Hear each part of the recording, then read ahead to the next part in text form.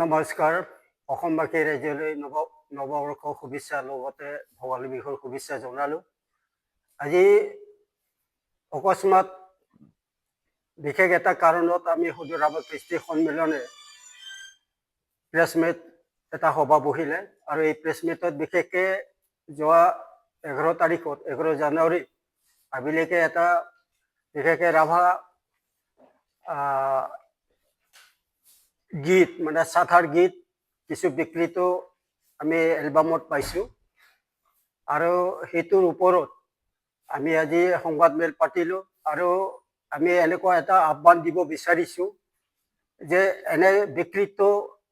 ৰাভা ছবি মানে সাঁথাৰ গীতৰ ছবি আমি কেতিয়াও জাতিটোৰ নৃত্য বুলি আমি স্বীকাৰ নকৰোঁ। এয়া কিছু নৃত্যবিলাক অবৈধ নৃত্য দিয়া হৈছে আৰু এইখিনিতে মই আহ্বান জনাব বিচাৰোঁ সেইখিনি কাৰ্যত যথেষ্ট আমাৰ ৰাভা ল'ৰা ছোৱালীৰ নিশ্চয় অংশ আছে তাত যে এইবিলাক বিকৃত কিছুমান ছবি বা নৃত্যবিলাক যে আমাৰ বিকৃত হোৱাৰ এটা উপক্ৰম বেছিকৈ হৈ অহাটো আমি দেখিবলৈ পাইছোঁ আৰু ইয়াৰ সম্পূৰ্ণ আমাৰ উঠি অহা নৱপ্ৰজন্মৰ দায়িত্ব আছিলে কিন্তু নৱপ্ৰজন্মে সেইটো গুৰুত্ব নাৰাখিলে। আনকি সদৌ ৰাভা কৃষ্টি সন্মিলনৰ পৰা এইটো মই জনাব বিচাৰোঁ যাৰ কাৰণে সদৌ ৰাভা কৃষ্টি সন্মিলনৰ যেটো জন্ম মানে বৃহত্তৰ ৰাভা জাতিৰ ভিতৰত মানে দ্বিতীয় সংগঠন জন্ম এই জন্ম হৈছিল 1956 চনত। এই 1956 চনৰ পৰা এই সদৌ ৰাভা কৃষ্টি সন্মিলন গঠিত হৈ জাতিটোৰ কলা সংস্কৃতি ঐতিহ্য যিমানখিনি আছে সংৰক্ষণ কৰা এটা প্ৰয়াসেৰে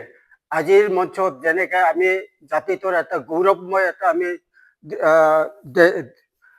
নৃত্য যেটা আমি প্ৰদৰ্শন কৰা এটা নৱপ্ৰজন্মক আমি সুযোগ দিছোঁ ইয়াৰ গৌৰৱতা নিশ্চয় আমাৰ সদৌ ৰাভা কৃষ্টি সন্মিলনৰ যথেষ্ট আছে। এই গৌৰৱতা সংগঠনৰ যেটো গৌৰৱতা এই বিকৃত বৰ্তমান যেটো আমি ছবিবিলাকত পাই আছোঁ মোবাইল পৰ্দাত বিভিন্ন পৰ্দাত আমি পাই আছোঁ এই ইয়াৰ ওপৰত আমি গড় বিৰোধিতা কৰিম আৰু এতিয়াও ৰাভা ৰাইজে ইয়াৰ ওপৰত কেতিয়াও মানি নলয় আৰু আমাৰ ওপৰত ৰাভা ৰাইজ বিভিন্ন সংগঠনে যথেষ্ট সদৌ ৰাভা কৃষ্টি সন্মিলনৰ হেঁচা দিছে। তাৰ কাৰণে আমি বাধ্য যে এই দৃশ্যটো বিশেষকৈ সাঁথাৰ নৃত্যৰ দৃশ্যটো যাতে ডিলাইট কৰি পেলাই এইটো উঠাই লয় তাক আমি অনুৰোধ জনালোঁ। কাৰণ আৰু এনেকৈ মই আহ্বান দিব বিচাৰোঁ যেনে অসমীয়া গীতৰ লগত ৰাভা গীত ৰাভা ডেন্স সংযোগ কৰাটো কি প্ৰয়াস চলাইছে আজিকালি কাৰণ ৰাভা হিচাপে কৰক নাইবা অসমীয়া মতে অসমীয়া কৰক ইয়াত ৰাভা নৃত্য কোনো সংযোগ কৰাৰ কোনো প্ৰয়োজন নাই বুলি মই ক'ব বিচাৰোঁ। এইখিনিতে আৰু বাকী সঠিক তথ্য আমাৰ ভাৰপ্ৰাপ্ত সম্পাদক আছে আকৌ ভাৰপ্ৰাপ্ত সম্পাদকে ইয়াৰ বিতং তথ্যটো দিবৰ কাৰণে মই সম্পাদক ডাঙৰীয়াক ঠেলি দিলোঁ।